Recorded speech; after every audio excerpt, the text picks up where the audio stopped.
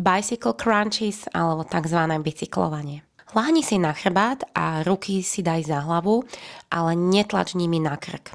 Nohy zdvihni tak, aby kolená zvierali 90-stupňový uhol. Začni vykonávať plynulý kruživý pohyb, kde pravý lakeť smeruje k ľavému kolenu, pričom pravá noha sa súčasne vystrie dopredu. Potom strany vymeň, kde ľavý lakeť smeruje k pravému kolenu a ľavá noha sa vystiera. Môžeš vykonať 2 série po 30 sekundách alebo 2 série po 10 opakovaniach na každú stranu, kde pohyb musí byť kontrolovaný bez švihania.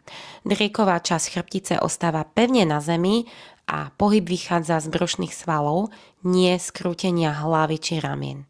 Dýchaj rytmicky a výdych pri rotácii, nádych pri návrate do stredu. Neponáhľaj sa, zameraj sa na správnu techniku a svalovú aktiváciu.